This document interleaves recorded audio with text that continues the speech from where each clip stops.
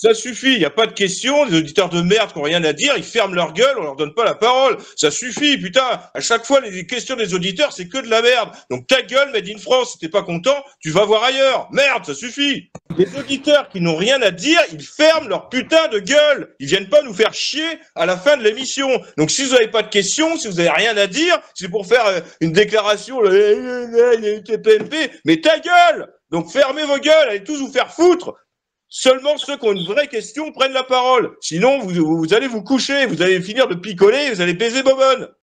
Et nous passons maintenant à la partie foire aux questions. Et justement, nous avons Farid Smahi qui lève la main. Farid Smahi, je vous connais très bien.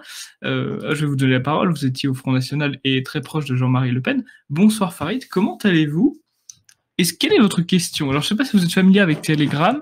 Il vous suffit d'appuyer sur le bouton bleu qui est au milieu de votre écran. Je ne sais pas si vous y arrivez. Farid Smahi, vous m'entendez ? On lui laisse quand même quelques secondes. Parce que c'est... Ah, et hop, on recommence. Farid, vous m'entendez ? Appuyez sur le bouton bleu, qui est entre le bouton vidéo et le bouton quitter. Normalement, vous avez un bouton bleu avec un microphone en logo, en pictogramme. Il vous suffit d'appuyer dessus. Et là, on peut vous entendre. Parce que là, on ne vous entend pas. Ah, c'est bon, là. Pas Farid. Moi, Voilà, parfait. Un chiotte, un déchet. Attendez, Farid, vous pouvez répéter parce qu'on ne vous entend pas très bien.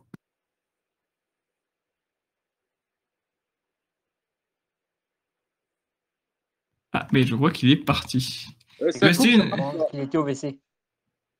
Ah, il me disait qu'il était aux toilettes. Ok, bon. D'accord. Bon, on va passer à la personne suivante. Moi, je propose. Il n'était pas très content. Il n'était pas content, le monsieur, là. Je pense que... Ah, Farid est de retour. Farid, vous m'entendez ou pas du tout ? Ah, bouton bleu, bouton bleu. Bon, je vous coupe le micro et vous redemandez la parole si vous revenez, d'accord ? Je vais passer directement à l'invité, j'allais dire. Non, à l'auditeur suivant, Astrid Victoria. Comment allez-vous, Astrid ? Est-ce que vous m'entendez bien ? Oui, je vous entends très bien. Je t'entends très bien. Je vais bien. Et toi ? Oui, ça va. Enfin, je suis fatigué, mais ça va. Courage.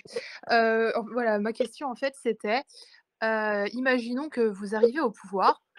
Est-ce que vous seriez pour le port d'armes comme au Texas ? Et je vais laisser Pierre-Nicolas Nupes pour répondre à la... Non, c'est pas Pierre-Nicolas Nupes qui va répondre, étant donné qu'il n'est pas sur la ligne du Parti de la France. D'accord. Le Parti de la France n'est pas favorable au port d'armes citoyen. Le Parti de la France est favorable à une garde nationale de 100 000 personnes en France qui a la possibilité d'être armée 24 heures sur 24, en plus des forces de l'ordre, qui ont la possibilité, elles aussi, d'être armées 24 heures sur 24 et de faire usage de leurs armes. Voilà le cadre juridique qu'on fixera. Mais il faut savoir que dans la société que nous mettrons en place, où l'immigration, où la délinquance sera réduite quasiment à zéro, comme ça peut l'être dans certains pays de l'Est où il fait encore bon vivre en Europe, eh bien, il n'y aura pas besoin d'être armé. C'est-à-dire qu'il n'y aura pas de nécessité. Évidemment, dans le monde dans lequel nous vivons aujourd'hui, évidemment, aujourd'hui, j'aimerais avoir la possibilité d'être armé quand je vis au milieu de cette faune haineuse et agressive. Mais il faut savoir que cette faune ne sera plus là.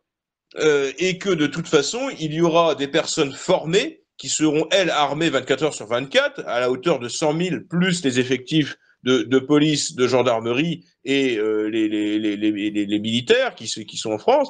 À partir de là, les Français seront protégés. Il n'y aura pas de possibilité où ce sera très compliqué il n'y aura plus. Voilà, nous serons débarrassés de l'immigration extra-européenne. Dans ce cadre-là, il n'y a aucune nécessité à ce qu'il y ait le port d'armes citoyen. Le port d'armes citoyen serait nécessaire dans la jungle dans laquelle nous vivons actuellement. Mais dans le pays, dans la société que voudra fonder, que voudra créer le Parti de la France, eh bien nous serons dans une France ethniquement homogène où le moindre acte de délinquance ou de criminalité sera sévèrement puni. Et où on aura viré du pays la plupart de ceux qui commettent ce type d'actes. Donc nous serons un peu dans comme une au Maroc. société. Oui, voilà, c'est-à-dire que bon, au Maroc, ça dépend où on va. Il y a Oui, des zones qui oui, sont oui. sécurisées, d'autres qui le sont moins. Mais je veux dire, on ne sera pas dans une société où on risquera de se faire agresser dès qu'on prendra le métro. Ce sera terminé. Dans le métro, une femme pourra prendre le métro à 23 heures sans avoir le risque ou la certitude d'être violée par une bande d'Arabes ou de Noirs. Ça n'existera plus puisque la bande d'Arabes et de Noirs sera expulsée au bled ou dans la savane. Voilà, ça c'est, il faut savoir, il faut se mettre mais évidemment, là, actuellement, on me donnerait la possibilité d'être armé. Je serais armé 24 heures sur 24 et je sortirais avec une arme. Parce que nous ne sommes pas en sécurité en France aujourd'hui. C'est bien pour ça que je ne suis pas contre le port d'armes citoyen dans le sens où je vous dis non, il ne faut pas pouvoir se défendre. Mais dans la société que nous voulons mettre en place, il n'y aura pas besoin d'être armé. Nous serons suffisamment protégés et les prédateurs seront soit neutralisés, soit éloignés du territoire français. Oui, alors effectivement, moi je ne suis pas sur la ligne du Parti de la France à cette question. Je suis beaucoup plus libéral que ça. Moi je pense qu'il faut légaliser le port d'armes citoyen en France dans les mêmes conditions que dans les États shoot first, principalement des États du sud des États-Unis, comme le Texas. Alors au Texas, par exemple, il faut savoir que le port d'armes, c'est uniquement le port d'armes caché. Tout le monde a le droit d'être armé au Texas. Je veux dire, vous allez au Texas, vous achetez une arme dans un magasin, vous avez le droit de vous balader avec dans la rue, dans son holster. Ce que vous n'avez pas le droit de faire, en revanche, si vous n'avez pas le permis de port d'armes caché, c'est que vous n'avez pas le droit de le planquer dans votre veste. Voilà, donc au Texas, on vous fait passer des ports d'armes pour pouvoir cacher l'arme sous une veste, dans un manteau, etc. Et autrement, c'était un droit qui est tellement fondamental, qui est tellement prévu dans la Constitution des États-Unis d'Amérique, qu'ils ont interprété au sens littéral de la lettre. C'est un droit fondamental, on a le droit d'être armé, personne ne devrait passer des accréditations pour sortir armé dans la rue, sauf éventuellement cas particuliers. Alors, là où je suis en désaccord avec notre président Thomas Joly, c'est-à-dire qu'il a employé plusieurs fois le mot besoin, nécessité. Mais la question du port d'armes n'est pas une question de besoin ou de nécessité, c'est une question de droit fondamental. Je ne vois pas au nom de quoi on interdirait à qui que ce soit, à un citoyen qui paie ses impôts, qui respecte les lois, je ne vois pas pourquoi est-ce qu'on interdirait à un citoyen d'être armé. Parce que, encore une fois, il faut rappeler ce que sont les armes. Les armes, ce sont des objets, ce sont des outils. C'est ça et c'est rien d'autre. Alors effectivement, ce sont des armes qui peuvent blesser, ce sont des armes qui peuvent prendre la vie, mais ce ne sont pas les seules. Tous les jours, vous employez des instruments qui peuvent tuer. Tous les jours, si j'ose dire, à moins que vous mangez avec des baguettes comme les Chinois, mais tous les jours, vous utilisez des couteaux. Vous utilisez des couteaux en permanence. D'ailleurs, les principales agressions qui ont lieu en France, ce n'est pas par arme à feu, c'est au couteau. On a plus de 130 agressions au couteau par jour. Est-ce qu'on va interdire aux gens d'avoir des couteaux parce qu'il y a des déséquilibrés qui sortent dans la rue et qui plantent des gens? Bien sûr que non. Est-ce qu'on va interdire aux gens d'avoir des véhicules sous prétexte qu'il y en a qui vont rouler sans permis ou qui vont rouler alcoolisés ou qui ne vont pas respecter le code de la route? Bien sûr que non. Et ce n'est pas parce qu'il y a quelques brebis galeuses qui pourraient se servir de leurs armes pour commettre des actes irréguliers, pour commettre des actes criminels, qu'on va interdire à la majorité des citoyens d'être armés. Les armes, il faut les prendre comme ce qu'elles sont. Ce sont des objets, ce sont des outils, comme des marteaux, comme des tronçonneuses, comme des clous, comme n'importe quoi. Et je ne vois pas au nom de quoi est-ce qu'on m'interdirait à moi, Pierre-Nicolas Nup, de sortir armé dans la rue. Ce n'est pas une question de nécessité, c'est une question de liberté fondamentale. D'ailleurs, nos révolutionnaires, ceux qui ont rédigé notre Constitution, ils estimaient que le fait d'être armé, c'était un droit qui était tellement fondamental qu'il n'y avait pas lieu de la mettre dans la Constitution. Bah, ils auraient mieux fait de le faire. Les Américains ont été plus clairvoyants, ils ont mis ça directement dans le second amendement. Moi, j'ai une position un peu plus nuancée par rapport à Thomas et à la tienne, Pierre-Nicolas. Bon, moi, le port d'armes citoyens dans l'état actuel des choses, oui, ça serait valable, mais uniquement pour les Français de souche. Mais le problème, c'est que la plupart de nos algènes en France... Mais c'est pas une question d'état actuel des choses ou non, c'est une question de est-ce qu'on a le droit d'avoir des armes sur soi ou pas? C'est tout. Et ben, au nom de quoi est-ce qu'on m'interdirait de me balader avec un flingue? On est d'accord, C'est pas là que je veux en venir, moi. C'est que, bon, dans l'état actuel des choses, c'est-à-dire la plupart de nos halogènes qui sont aussi de nationalité française, il y aurait droit. Donc là, ça serait encore plus une poudrière. Donc je pense que c'est pas intelligent de faire C'est pas ça. grave, on les flinguerait tous pour la simple raison que ces gens-là sont des Oui, mais degrés, ils t'ingrètent toi aussi, Pierre-Nicolas. Donc ça n'a aucun sens. Non, Ce je que ne tu pense dis. pas, ils savent pas s'en servir. Bon, Oui, allez, ça, c'est ce que tu on penses. passe à la question suivante. Ouais, Allez, bon, on passe à la moi, question j'ai une position plus nuancée là-dessus. Je pense que le port d'armes citoyen dans l'espace public, non, dans l'état actuel des choses et même plus tard, quand la société sera assainie totalement. Mais par contre, je pense que les Français auraient le droit d'avoir des armes chez eux et de défendre et de sanctuariser leur propriété privée. Moi, je pense que ça, c'est important de sanctuariser la propriété privée qui est justement aujourd'hui trop galvaudée à mon sens. Hein. Combien de fois on a eu des cas encore ces dernières années de personnes qui sortaient le fusil de chasse, en l'occurrence, qui tuaient le voleur ou la personne qui tentait de s'introduire dans leur propriété pour commettre des méfaits. Et ces gens-là ont fait de la prison. Moi, je pense que ça, c'est pas normal. Une personne qui s'introduit délibérément sur votre propriété sans vous demander l'autorisation, donc est déjà en faute, déjà sur le fond. Donc, je pense qu'il faudrait, moi, ma position, c'est celle-là, c'est la propriété privée doit être sanctuarisée et aussi, ça serait porté aussi pour les véhicules, donc c'est-à-dire une personne qui s'introduit de force dans votre véhicule pendant que vous êtes en train de vous déplacer, que vous avez le droit de riposter avec une arme à feu, ça devrait être autorisé. Aux États-Unis, c'est le cas aussi dans certains États du Sud également. Ouais, Alors, vous êtes je réponds vite fait à Maxime. Évidemment, le Parti de la France est tout à fait favorable à sanctuariser la propriété privée et que la personne qui flingue son cambrioleur ne doit même pas faire une heure de garde à vue. C'est-à-dire que ça doit juste être un procès-verbal qui l'ira remplir le lendemain. S'il se fait cambrioler la nuit, il ira le lendemain à l'heure d'ouverture du commissariat ou de la gendarmerie et il expliquera qu'il a fait usage de son arme pour tuer une personne qui est rentrée chez lui par effraction. Je pense que effectivement, il faut donner et vous verrez qu'en appliquant ce type de mesures, il n'y aura quasiment plus aucun cambriolage en France. C'est-à-dire que toute personne qui va rentrer, que ce soit dans une maison, une grange, un véhicule ou le champ, parce qu'actuellement on en est arrivé à ce que des véhicules agricoles soient volés. Enfin voilà, maintenant ils ne prennent plus aucun risque. De toute façon, qu'est-ce qu'ils risquent? Et donc à partir du moment où il y a le risque de se faire flinguer et que quelques cambrioleurs,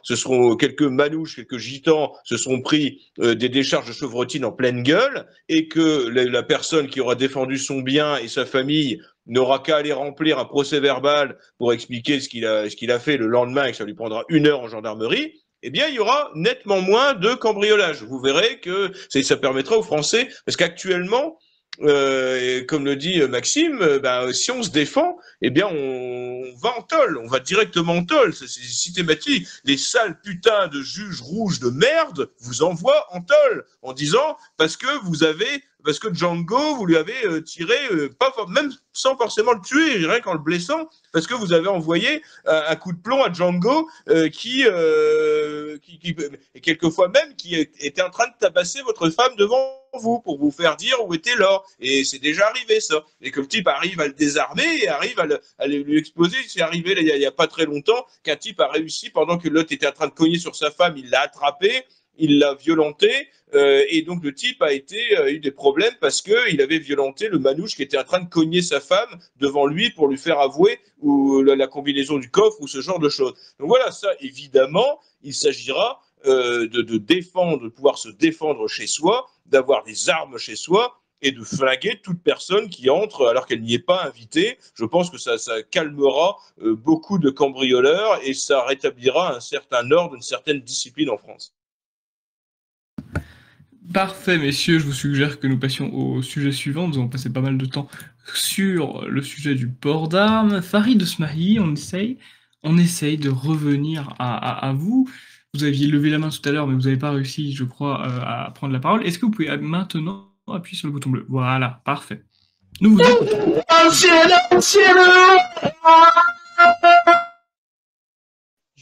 Je crois en avion. Je lui propose je crois que c'était directe à celui-là. Je crois que ce n'était pas le vrai. Ce n'était pas le vrai Farid. On s'est fait piéger, mais qu'est-ce qu'il est fort. En même temps, c'est vrai que j'ai son numéro, donc normalement, j'aurais dû l'avoir dans mes contacts, donc c'est bizarre. Et qu'est-ce qu'il est drôle! Qu'est-ce qu'il est drôle! Il est très marrant. Il est vraiment drôle. Il y a beaucoup de mains levées ce soir. Lequel? Non, de manière plus sérieuse, bon, il nous a eu. C'est pas possible. Ah, je vous l'avais dit. Je vous l'avais dit. Bravo Sophie, bravo Sophie. Donc nous allons passer au prochain. Donc c'était, je crois, Made in 1976 qui avait levé plus ou moins la main en premier. Donc je vous accorde la parole. Made in 1976, est-ce que vous pouvez prendre la parole en appuyant sur le petit bouton bleu? Et je vais mute la femme. Bonsoir tout le monde. Bonsoir Made in. Ouais, mais Made in France, hein, 1976. Ah, bonsoir. Moi, je suis un petit peu choqué par le fait de voir que vous êtes encore câblé. Vous êtes encore devant la télé, vous posez des questions sur les derniers sujets de TPMP. Enfin, je suis désespéré, en fait. Ah bah, faut pas désespérer, il y a pire dans la vie, quand même. Ouais. Je pense que quand tu es dans un bureau politique d'un parti politique, tu es obligé malheureusement de consommer toute la merde de propagande médiatique pour savoir de quoi parler, comment et à quoi répondre, sur quoi communiquer, parce que malheureusement, ce sont eux qui donnent le tempo. Donc, tu ne peux pas faire abstraction de toute cette merde. Et après, évidemment, je te rejoins, c'est de la merde. Oui, personnellement, je ne regarde pas de télé. C'était quoi la question? C'est quoi ces questions? La question, c'est qu'il était désespéré. C'est bon, ça suffit. Ça suffit, il n'y a pas de questions, les auditeurs de merde qui n'ont rien à dire, ils ferment leur gueule, on leur donne pas la parole. Ça suffit, putain. À chaque fois, les questions des auditeurs, c'est que de la merde. Donc ta gueule, Made in France, si t'es pas content, tu vas voir ailleurs. Merde, ça suffit. Un fan de Cyril Hanouna. Forcément, je regarde pas la télé, mais... Les auditeurs qui n'ont rien à dire, ils ferment leur putain de gueule. Ils viennent pas nous faire chier à la fin de l'émission. Donc si vous n'avez pas de questions, si vous n'avez rien à dire, c'est pour faire une déclaration, TPMP, mais ta gueule. Donc fermez vos gueules, allez tous vous faire foutre. Seulement ceux qui ont une vraie question prennent la parole. Sinon, vous allez vous coucher, vous allez finir de picoler, vous allez baiser Bobonne. Oui, lorsqu'il y a une bobonne, évidemment. Bon, ce que voulait dire notre président de manière beaucoup plus calme, c'est que la rubrique s'appelle « Questions des internautes ». Ça veut dire que c'est une question, vous n'êtes pas là pour nous gratifier de votre point de vue personnel. Vous posez une question afin qu'on y réponde. Vous ne nous donnez pas votre avis. Votre avis, on s'en fout. Votre avis, vous le donnez dans les commentaires. Je vais essayer de reprendre mon sérieux pour animer correctement cette émission. Je vais passer maintenant la parole à Dimé. Mais oui, effectivement, c'est une émission par semaine, on traite d'actualité ou pas d'actualité, quoi. On va pas faire la même émission toutes les semaines. Voilà, non, mais Dimé, il va relever le niveau. Parce que lui, il a l'habitude, il pose des questions. Mais pas comme l'autre connard avant. Dimé, on vous écoute. Bonsoir. Je suis désolé, je suis dans un supermarché, donc il se peut qu'il y ait un peu de bruit. J'aurais deux questions. La première, c'est justement par rapport à l'expulsion des gens marrons. Souvent, les pays d'accueil refusent de les reprendre. Quels seraient les moyens géopolitiques pour faire pression sur ces pays pour qu'ils reprennent toute leur chasse qu'ils nous ont envoyée? C'est très simple. Je me propose de répondre. Et ça ne va pas être une réponse d'extrémiste. Hein. Ça va être une réponse parfaitement dans les clous. Eh bien, on va faire ce que font la totalité des pays du monde qui pratiquent des expulsions d'immigrés. Pas forcément des gens marrons, mais tout simplement des immigrés. Les États-Unis expulsent beaucoup d'immigrés et tout un tas d'autres pays, et il n'y a absolument aucun problème. Alors, tout d'abord, effectivement, expulser certaines personnes peut poser certains problèmes vis-à-vis du droit international. Vous savez qu'on n'a pas le droit, par exemple, de déchoir de la nationalité une personne qui n'a que la nationalité française. Il est absolument interdit par toutes les conventions internationales de créer des apatrides. Bon, eh bien là, il y a une solution A ou une solution B. Je vais essayer d'être rapide. La première solution, c'est on ne respecte pas la loi, tout simplement. Voilà, il y a une loi internationale, on ne la respecte pas, point barre, on ne la respecte pas, et ensuite, eh bien, on voit ce qui se passe. Bon, je vous assure, la France viole des lois internationales tous les jours, des tas d'autres pays, les États-Unis, Israël, et j'en passe, et des meilleurs, violent des lois internationales tous les jours. Ce ne sera pas une ce ne sera pas la première ni la dernière loi internationale qu'on violera. Bon, la première solution, c'est on ne respecte pas la loi. Il est tout à fait possible de ne pas respecter la loi. On les expulse quand même si on n'a pas le droit de les expulser. On les renvoie dans leur pays, même si leur pays n'en veulent pas. On fait le forcing, on fait comme ça. Ça, c'est la solution forte. Après, il y a la solution, je dirais un peu plus douce, c'est-à-dire celle où on respecte la loi. Alors, effectivement, il y a certaines personnes qu'on ne pourra pas expulser. Et bien, si on ne peut pas les expulser et qu'on décide de respecter la loi, on devra les conserver sur notre territoire, effectivement. Et notre territoire, il est très vaste. On a la chance d'être un ancien empire, on a beaucoup de territoires sur l'ensemble des continents. Vous savez, on peut parfaitement, il y a des colonies, enfin, il y a des territoires français, les coins la Guyane, par exemple, on peut les foutre en Guyane. Il y a des tas d'autres pays dans lesquels on peut les envoyer. Voilà. En Centrafrique, il y a plein de places pour les mettre. Il suffit de prendre, de verser un peu de pognon au Centrafrique et ils les prennent. Il y a Scipion de Salm, notre éminent membre du bureau politique, avait déjà théorisé cela, c'est-à-dire de renvoyer les Africains, en particulier ceux d'Afrique noire, dont les pays ne veulent pas, et bien on les fout en Centrafrique, on paye le Centrafrique pour qu'ils les foutent dans des corps, dans des baraquements, enfin j'en sais rien, on s'en fout complètement, mais là-bas il y a de la place, il y a énormément de place, en plus il y a moyen de cultiver les terres, enfin c'est un pays où on peut en faire quelque chose. Donc si, soi-disant, ils ont construit la France, et bien pour aller construire le Centrafrique. C'est tout à fait un endroit, une voie de garage dans lequel on peut foutre tous les immigrés dont on ne veut pas. Tout à fait. Voilà, donc rien dans l'espace de 2 minutes, on a déjà trouvé plusieurs solutions. C'est pas vraiment un problème, il n'y a que des solutions.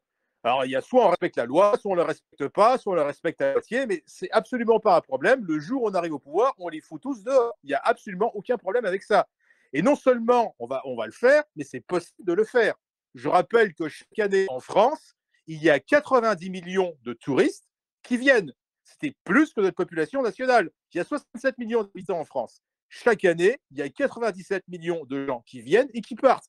Donc, faire partir 11 millions d'allogènes inassimilés et inassimilables, c'est parfaitement possible. C'est économiquement, c'est humainement, tout est faisable.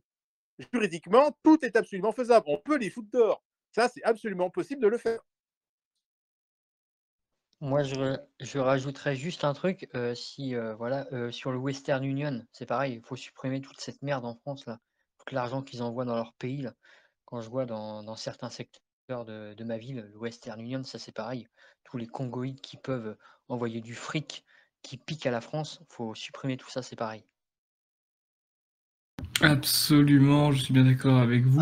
Sur ce coup-là, on va peut-être être un petit peu communiste, mais il faudra imposer un contrôle des capitaux qui, notamment, partiront vers l'Afrique. Voilà. Oui, qu'est-ce que je voulais dire? Effectivement, j'aurais pensé que l'intervention de Thomas Joly aurait dissuadé certaines personnes de lever la main, mais visiblement ce n'est pas le cas, on a encore plus de mains levées. Alors j'avais retenu à peu près l'ordre, hein. C'était David Jacob, le nom un peu spécial, et Baxter. David Jacob, vous avez la parole, attention, gare au troll. David Jacob, est-ce que vous pouvez vous exprimer en appuyant sur le petit bouton bleu? Ah, j'ai été réactif. Du coup, ça va être à Baxter. Baxter, est-ce que vous pouvez appuyer sur le petit bouton bleu pour poser votre question? Bonsoir. Bonsoir. Allô? Oui, vous m'entendez bien? Bon, oui. Bonsoir à tous, bonsoir le Parti de la France. Ma question est la suivante. Je suis admiratif de votre travail et j'aime vous écouter.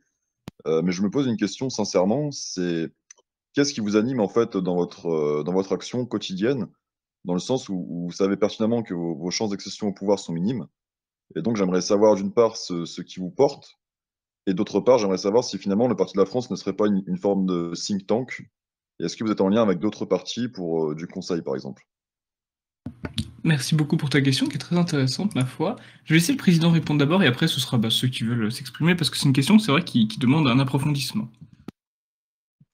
Bien, déjà, c'est une vraie question. Donc, je remercie Baxter pour cette question.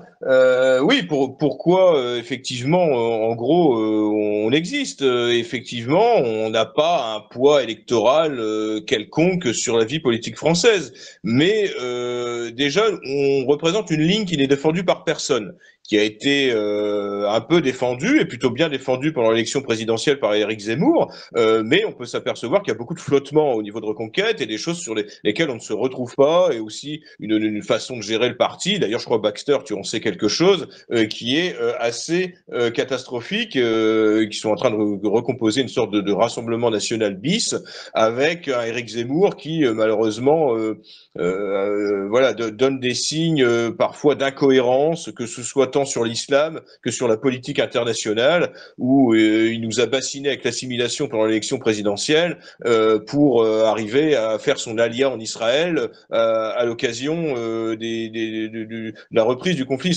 israélo-palestinien.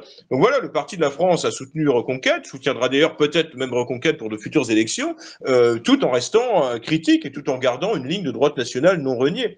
Ensuite, ce qui est vrai aujourd'hui ne le sera peut-être pas demain, dans le sens où aujourd'hui le Parti de la France, quand il se présente aux élections, fait peut-être des scores confidentiels et marginaux, que nous n'avons pas accès aux médias, mais tout peut aller très vite en politique. Je ne remonterai pas très loin dans l'histoire, ni prendrai de comparaisons sulfureuses, mais il faut savoir que des grands partis politiques nationalistes qui sont arrivés au pouvoir au siècle dernier ont commencé avec des scores très bas, d'ailleurs en dessous de ceux du Parti de la France, et qui après faisaient trembler toute l'Europe. Bon voilà, je ne vais pas rentrer dans les détails, mais ni non plus comparer ce qui n'est pas forcément comparable. Mais voilà, il ne faut jamais préjuger de ce qui peut arriver demain. Nous savons que, en plus, nous savons que nous avons raison, et en fait, voilà, le débat politique se déplace vers nos thèmes. On a des hommes politiques qui se présentent au présidentiel et qui font 7% et qui ont eu peu ou prou pendant cette campagne le discours du Parti de la France, le programme du Parti de la France. Donc voilà, tout va, on va dire, dans notre sens, je dirais malheureusement. C'est-à-dire que les événements nous donnent raison, ont donné raison à ce que avait prévu Jean-Marie Le Pen depuis des décennies. Eh bien, nous restons sur cette ligne-là, une ligne que nous défendons et qui est partagée par de nombreux Français. Je pense que, par exemple, j'aurais ne serait-ce qu'une fenêtre de tir médiatique. Je suis persuadé, moi-même ou un autre cadre du Parti de la France, je suis persuadé que nous susciterions l'intérêt des Français et des électeurs. Je pense que le discours que nous tenons, s'il était mis sur la place publique, séduirait un certain nombre d'électeurs français qui ne se retrouvent plus dans l'offre politique actuelle. Donc voilà pourquoi il ne faut pas lâcher. Et nous avons évidemment, nous sommes pragmatiques, nous faisons de la politique, nous ne sommes pas un groupuscule qui restons sur des postures, sur de l'esthétique, sur une question d'image. Nous sommes pragmatiques et nous voulons toujours soit le meilleur pour nos compatriotes, ou on va dire le moins mauvais ou le moins pire, si je puis m'exprimer ainsi. C'est voilà pourquoi lors des différentes élections, si nous ne pouvons pas y aller, eh bien nous essayons de soutenir, de créer des liens avec le ou les partis politiques, les forces en présence qui nous paraissent les plus favorables pour nos idées et pour la France et pour les Français. Donc voilà, je pense qu'à partir du moment où on représente une ligne qui n'est plus défendue par personne, eh bien il faut continuer, il faut poursuivre dans cette voie, il ne faut pas lâcher, il ne faut pas céder à l'adversité, pas se dire à quoi bon, et puis de toute façon on parle dans le vide. Non, je ne pense pas, parce que je suis persuadé que si nous avions une couverture médiatique plus importante, ou sur les réseaux sociaux, ou peut-être plus de moyens financiers, eh bien nous parviendrons à convaincre un grand nombre de compatriotes, puisque le discours que nous tenons, totalement décomplexé sur un certain nombre de sujets, eh bien il est partagé par de nombreux Français, par de nombreux patriotes. Moi, je rajouterais que le Parti de la France est le seul parti qui dit la vérité aux Français, tout simplement, qui se met pas dans une case de politiquement correct comme beaucoup de partis, on va dire le Rassemblement national Reconquête, qui tourne son cul au sens du vent, tout simplement, qui va dans le sens, voilà, qui essaye de rester dans la case du politiquement correct. Donc voilà, aujourd'hui, c'est le seul parti en France qui dit la vérité aux Français, même si ça déplaît à certains, au moins voilà, le Parti de la France a les couilles de dire la vérité. Absolument, absolument, et je rajouterais même très brièvement que... Alors moi, j'ai pas connu le Parti de la France de ses débuts. Le Parti de la France, quand ce parti a été créé, j'avais à peine 10 ans. Cependant, j'ai l'impression qu'on sort de plus en plus justement de cet aspect groupusculaire. Nos émissions font de plus en plus de vues, et on est de plus en plus connus, on est de plus en plus écoutés, et j'ai vraiment ce sentiment-là que nous sortons de cette confidentialité.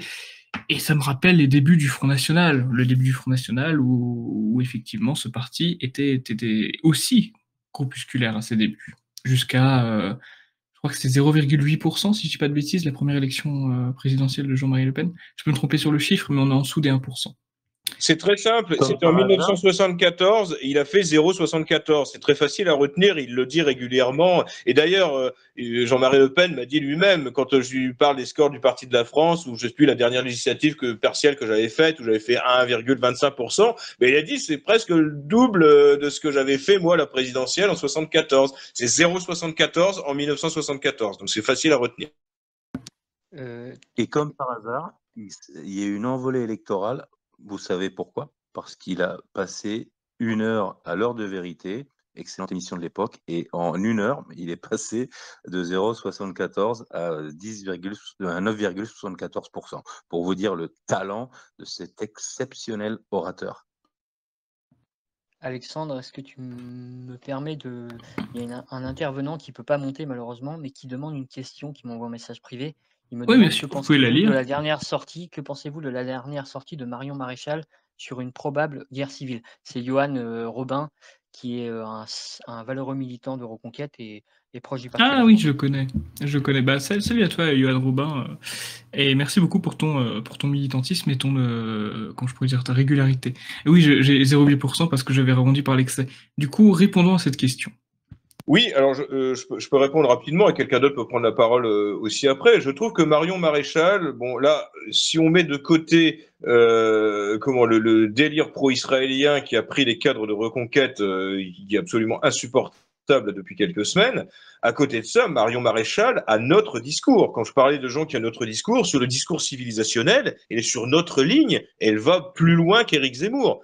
Il faut entendre, faut réécouter sa déclaration de candidature à l'élection pour les élections européennes. Là, dernièrement, ce qu'elle dit, c'est ses dernières réactions sur ce qui s'est passé à Crépol, et elle assume totalement. Et elle a fait un truc très bien, c'est que là, on lui a parlé de récupération, et en gros, elle a dit, bon, elle est restée plus polie que moi, je l'aurais été, mais elle dit, mais j'en ai rien à foutre de la récupération, vous pouvez dire ce que vous voulez, je m'en fous complètement, mais appelez ça comme vous voulez. Elle dit, mais voilà, moi, elle dit, moi, dans un monde, je ne veux pas que mes filles vivent dans un monde où on peut se faire égorger à chaque coin de rue. Elle a dit, moi, je ne veux pas qu'on vive là-dedans, donc appelez ça de la récupération comme vous voulez, c'est pas le débat, et je me fous complètement de la façon dont vous qualifiez mon activité politique. Enfin, voilà, elle a été très bien. C'est ça qu'il faut faire. C'est que ces putains de journalistes de gauche, il faut les envoyer chier. Ce que Trump a fait d'ailleurs, ce qui avait très bien marché pendant la campagne, sa campagne victorieuse présidentielle, quand il a été élu. Il avait envoyé chier les journalistes. C'est ce qu'il faut faire de plus en plus souvent. Et les Français sont contents quand on envoyait chier ces petites merdes, ces petites fiottes de BFM TV là, qui se dandinent. Là, le mec, il pue la vaseline d'ici, il est là, puis il commence à vous faire la morale. Mais il faut envoyer chier.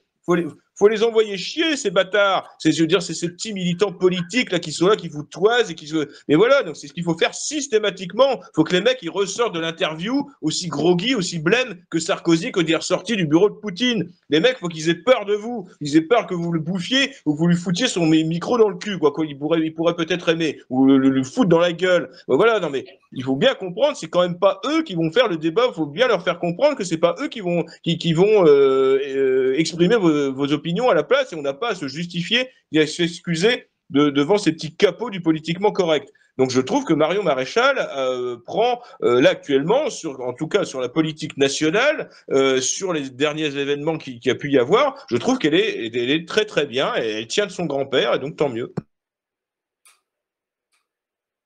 Merci Thomas pour votre bonne réponse. Je pense qu'il n'y a pas forcément grand-chose à ajouter.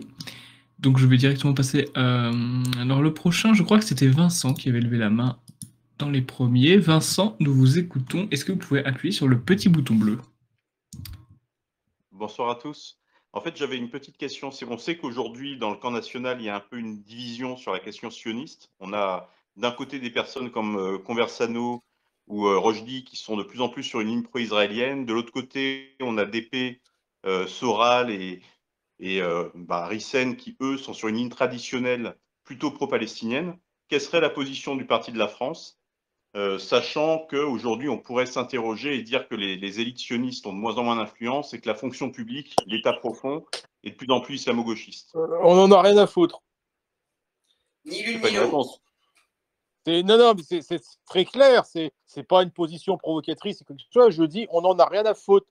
C'est un conflit qui se passe à 8000 km de chez nous. C'est une question de politique internationale complexe qui passionne des universitaires depuis plus de 50 ans. On n'a pas la prétention de régler les problèmes de là-bas. On va d'abord s'occuper de ce qui se passe chez nous. Et moi, là, je parle en mon nom, mais je pense que la plupart des gens du Parti de la France sont sur ma ligne. J'en ai strictement rien à foutre de ce qui se passe là-bas. Ils peuvent démolir tout ce qu'il y a dans la bande de Gaza, ils peuvent tout raser. Je m'en fous complètement. Et vice-versa, ils peuvent tout démolir à Tel Aviv, Yad Vashem et compagnie. Je m'en branle. L'essentiel, ce qui est très important, c'est que ce conflit ne s'exporte pas en France et qu'on ne veuille pas que, comme ce qui est fait actuellement, que ce soit les Français qui fassent bloc autour des uns et des autres et qu'on sait chair à canon pour les uns et pour les autres. Les Juifs et les Arabes, ils s'étripent là-bas à 8000 bornes, je m'en fous, mais ils n'exportent pas leur conflit chez nous. Et ce qui se passe là-bas, et c'est pas une question intéressée ou une fausse neutralité, quoi que ce soit, j'en ai vraiment rien à foutre. Je me fous de ce qui se passe là-bas, ce n'est pas mon problème. La question du sionisme, du nationalisme juif, je m'en fous. Le fait que des juifs se barrent de chez moi pour aller buter des arabes et construire des villes avec piscine dans le désert, je m'en fous. Mais que les arabes se défendent, ils leur balancent des missiles sur la gueule et qu'ils fassent des raids chez eux de temps en temps, je m'en fous aussi. Moi, je n'aime ni les uns, ni... Ça, c'est juste à titre personnel. Moi, je les aime pas, ces gens. Je m'en cache pas, je vais pas faire des ronds de jambes, essayer d'édulcorer ma pensée, quoi que ce soit. Je vous donne ma pensée brute. Je les aime pas. Je pense que je peux pas être plus clair que ça, je les aime pas. Je n'aime pas les Israéliens, j'aime pas les Palestiniens, et plus ils se foutent sur la gueule, mieux c'est.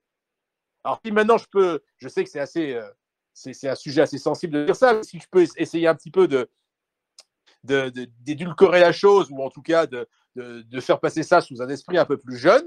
Hein, alors pour les auditeurs les plus jeunes qui nous écoutent, pour ceux qui jouent par exemple à un jeu vidéo qui est initialement un jeu de figurines et qui s'appelle Warhammer Talwar, eh bien, lorsque les Scavens et les Gobelins se foutent sur la gueule entre eux, le vieux joueur nain que je suis, il applaudit et ensuite il achève les survivants. Voilà, je ne prends pas parti là-dedans et je refuse catégoriquement qu'on nous mette le couteau sur la gorge parce que c'est généralement ce qui se passe.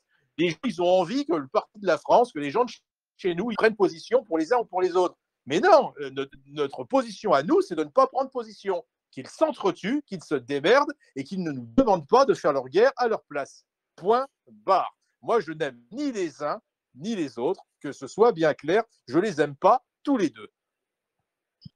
Alors, avec ces mots à lui, Pierre-Nicolas Nupes, en fait, a bien résumé la position du Parti de la France.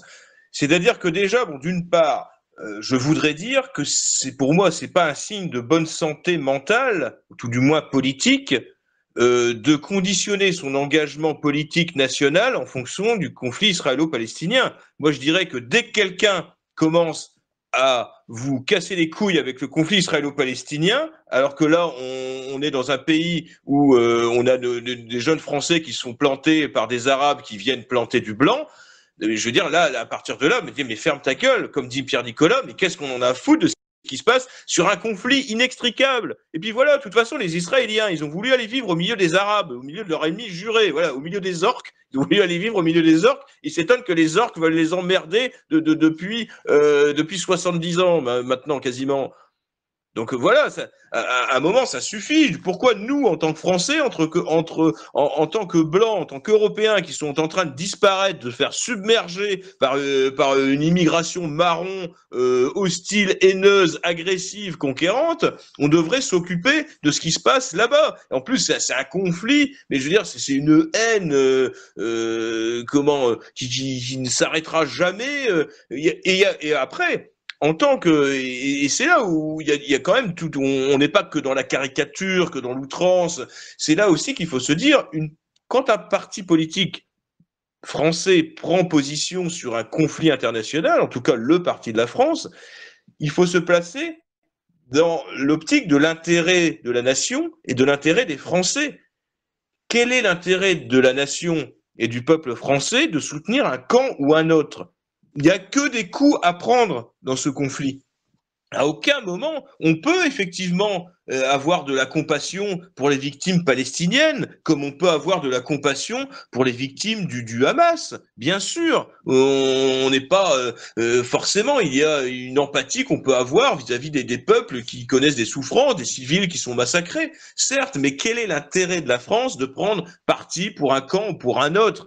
Qu'on arrête ces conneries d'Israël, le poste avancé de l'Occident au milieu du Mordor. Non mais arrêtez, il faut arrêter les conneries. Les Israéliens n'en ont strictement rien à branler de l'Europe, de notre sort. Et d'ailleurs, je les comprends. Qu'est-ce qu'ils ont à foutre de l'Europe? Mais pourquoi nous, on aurait quelque chose à foutre d'Israël? Donc voilà, Pierre Nicolas a très bien résumé. Ça peut paraître choquant ce qu'on dit, mais la majorité des Français partagent notre avis. Pourquoi, lorsqu'on a fait là quelques vidéos, elles ont explosé, elles ont cartonné sur TikTok, sur Instagram, on a fait des vidéos où on a résumé en quelques secondes ce que vient de dire Pierre-Nicolas Nups, on n'en a rien à branler, on n'en a rien à foutre, on est des Français, parce que la majorité de nos compatriotes pensent ça aussi, ils en ont ras-le-bol d'entendre d'entendre parler du conflit israélo-palestinien à longueur de journée, comme s'il s'agissait là-bas de Français, que ce soit à Gaza ou à Tel Aviv. Faut arrêter tout ça. Ce n'est pas notre peuple, ce ne sont pas les nôtres. Il faut arrêter. Et puis, arrêter aussi d'essayer de s'identifier à des Palestiniens ou des Israéliens par procuration. C'est des trucs de gamins de 10 ans voilà, qui s'identifient aux cow-boys et aux Indiens. Ça suffit. Nous, on est des Français, on a une histoire, on a une identité. On n'a pas à aller essayer de casser de l'arabe ou du juif par procuration en soutenant un camp ou un autre. Ça suffit.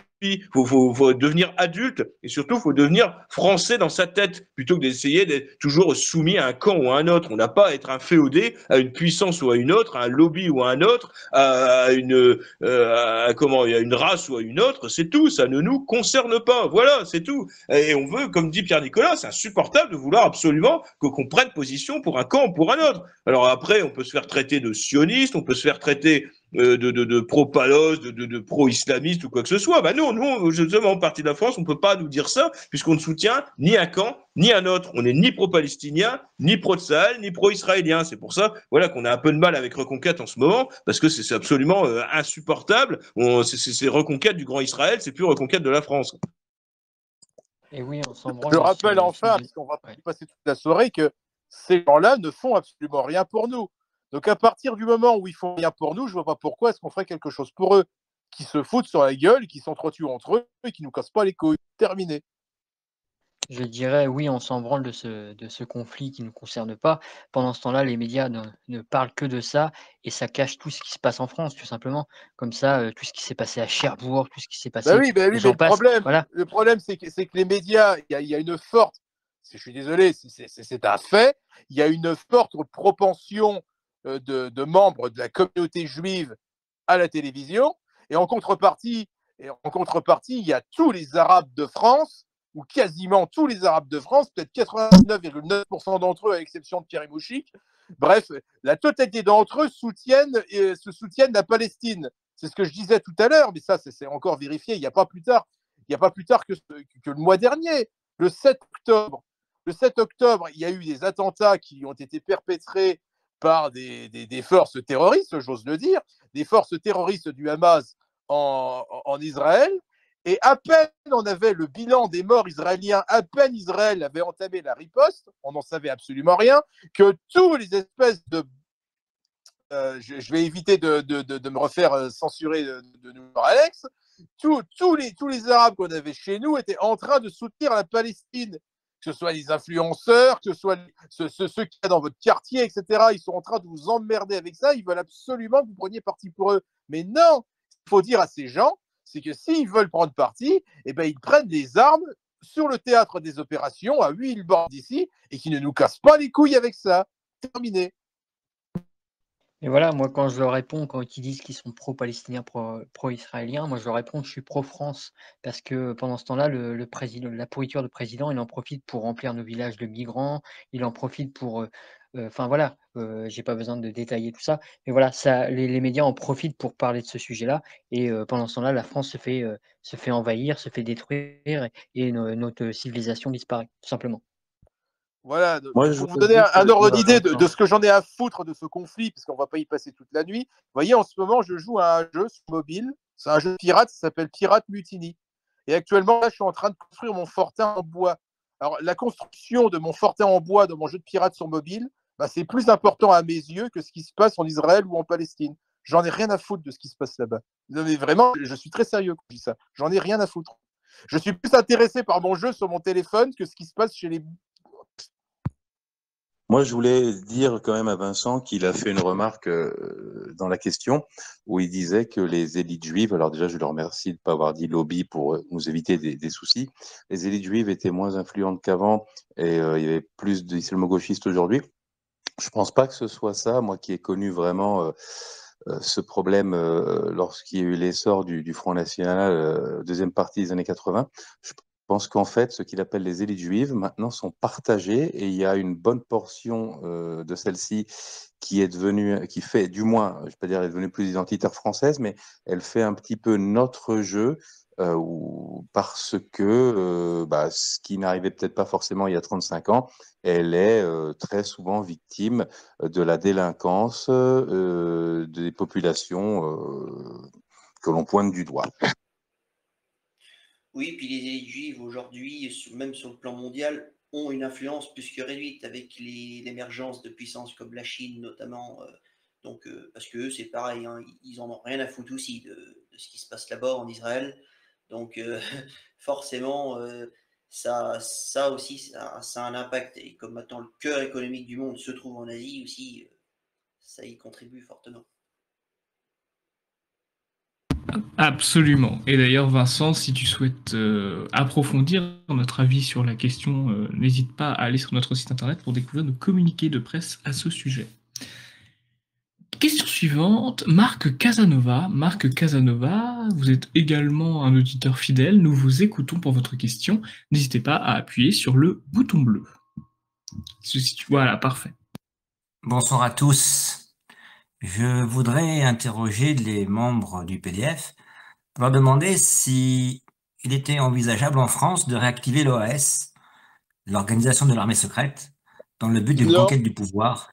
Non. Et deuxièmement, la question est la suivante. Si le PDF arrivait au pouvoir, resterait-il en République ou remettrait-il en question les institutions pour établir un nouveau régime politique qui ne serait pas la République française et qui se serait débarrassé des loges maçonniques? Merci.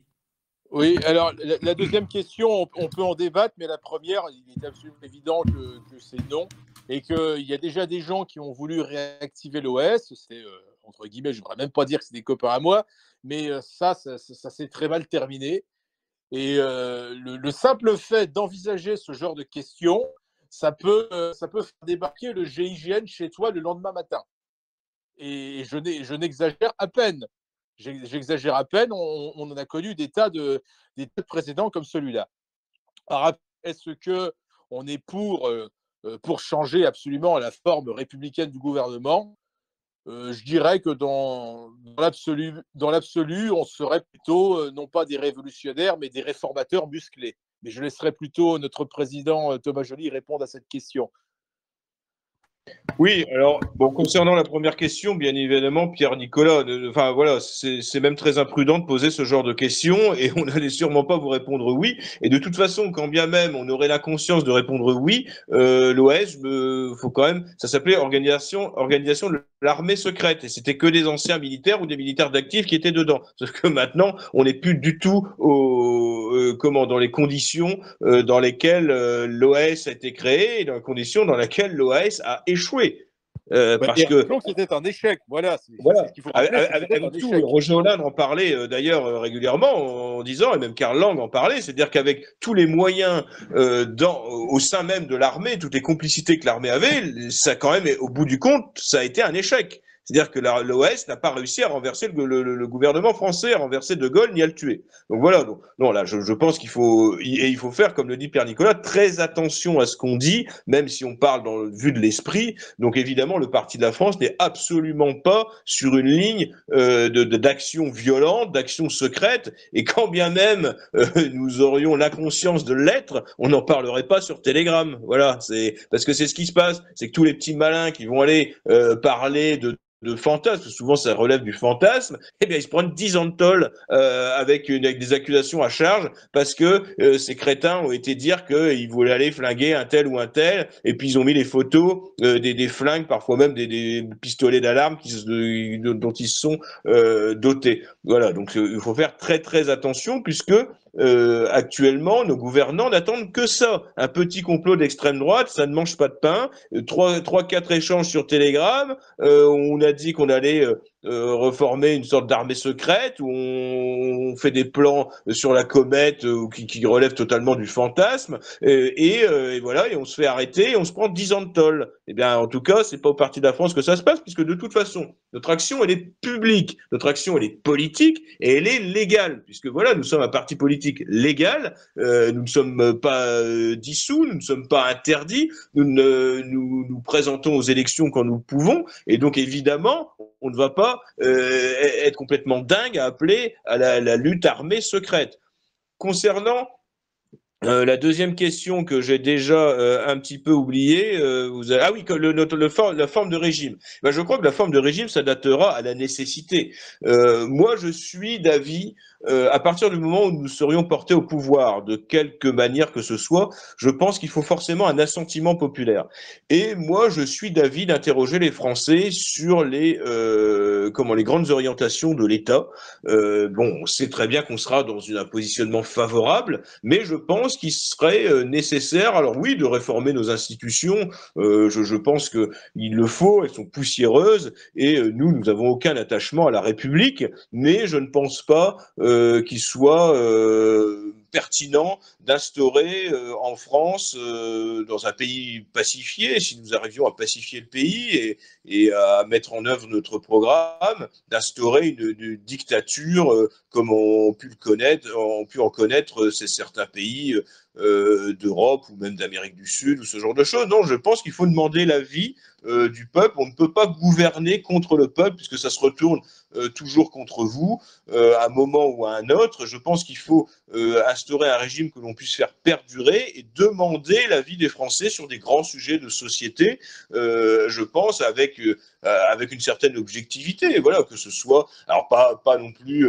faire comme en Suisse des votations quasi mensuelles, non, mais sur les grandes lignes de l'État, par exemple, il pourrait y avoir sans forcément sur les grands sujets régaliens, mais on pourrait par exemple parler de la transition énergétique qu'on nous impose, mais dont on ne demande jamais l'avis des Français, aussi sur des questions sociétales, et également sur par exemple, on pourrait interroger les Français sur une politique de robotisation, voilà, qui nous permettrait de nous passer de main-d'œuvre immigrée.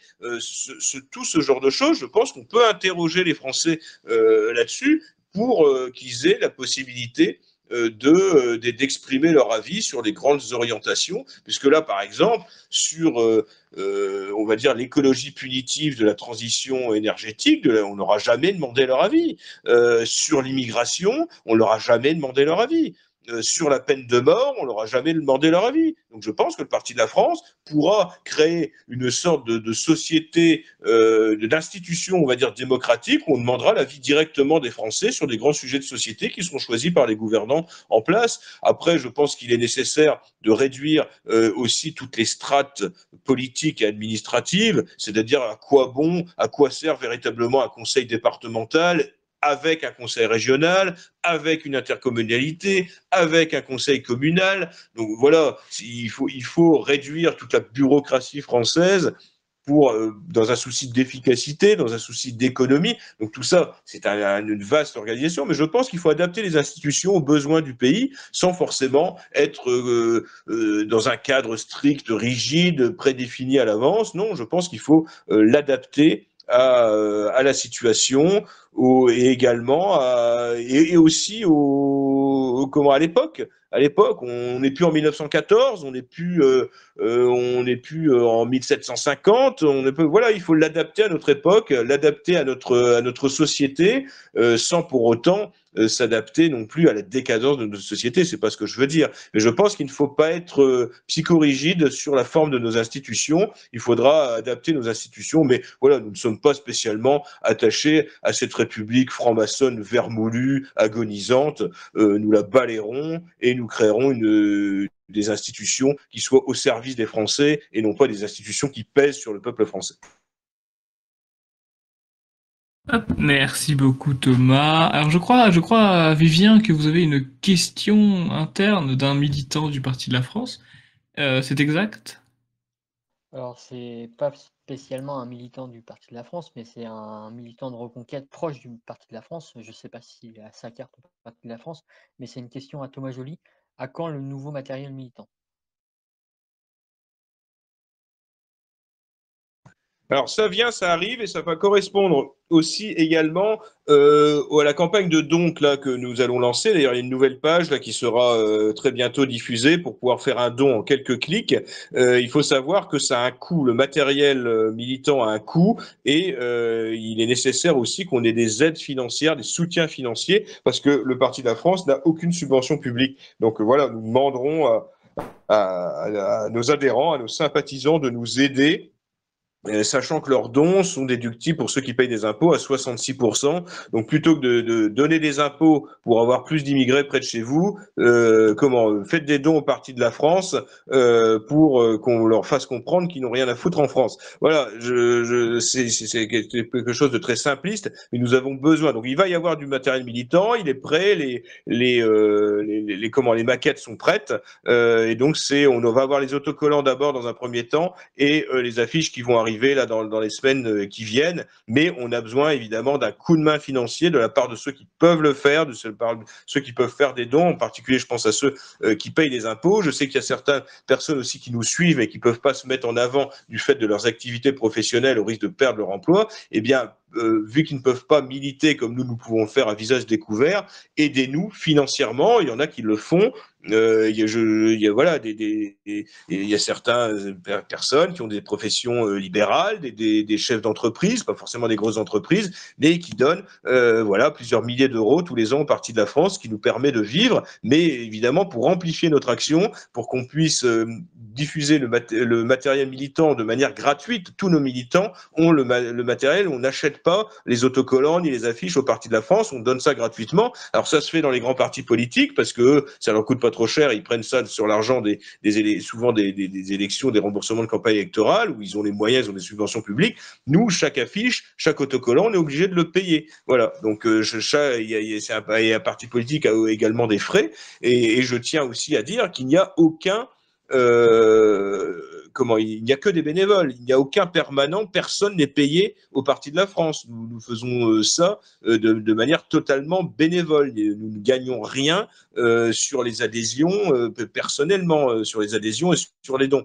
Donc voilà, chaque euro que vous donnez sert au militantisme du Parti de la France avec un message très clair, un message de droite nationale non renié que vous ne retrouvez nulle part ailleurs.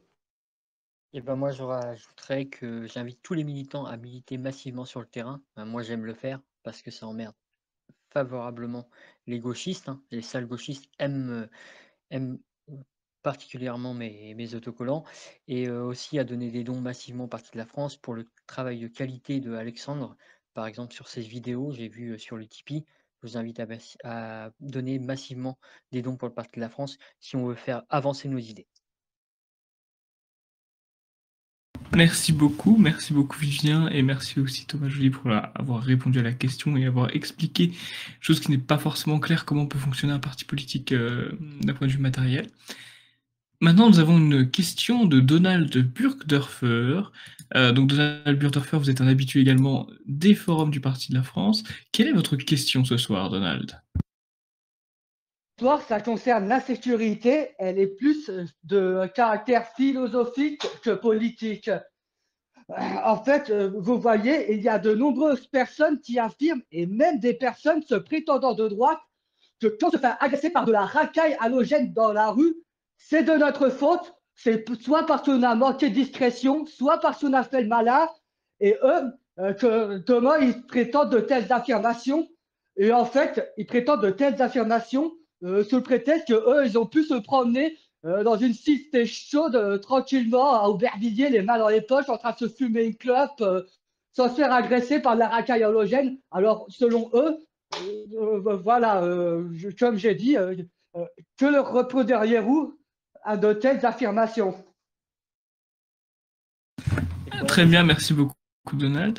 Bah Vivien, vous allez répondre? Parce que j'allais laisser la parole à Sophie, mais Bah si non, vous j'ai voulez pas répondre, compris la allez-y. question. Ah, Non, Sophie, vous avez compris la question? non, en fait, je n'écoutais même pas. Je dois avouer que j'étais occupée à autre chose, donc je me vois mal pouvoir lui répondre. Ah, bah, les devoirs. Si j'ai pas compris la je sais question, pas. je peux pas répondre. Ok, très bien.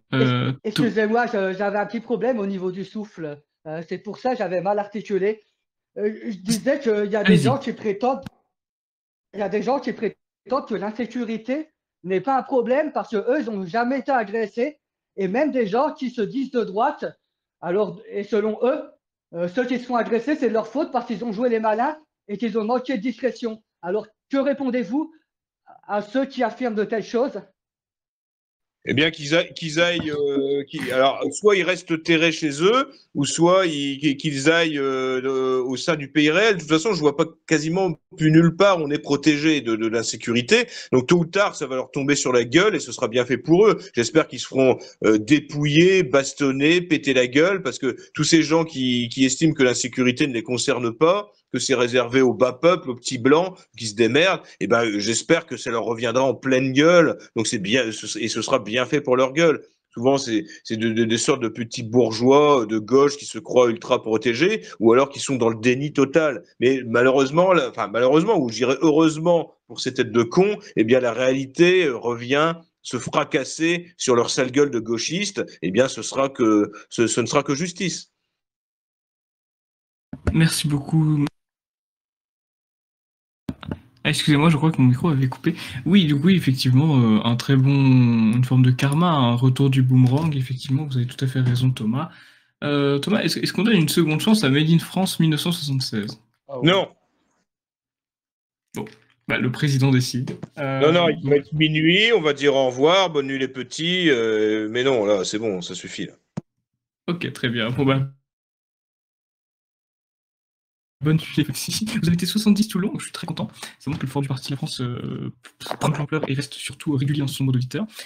Je vous dis rendez-vous la semaine prochaine pour un nouveau Forum du Parti de la France. Rendez-vous mercredi pour un entretien du Parti de la France. Renseignez-vous pour le 9 décembre si vous voulez participer également au repas de Noël.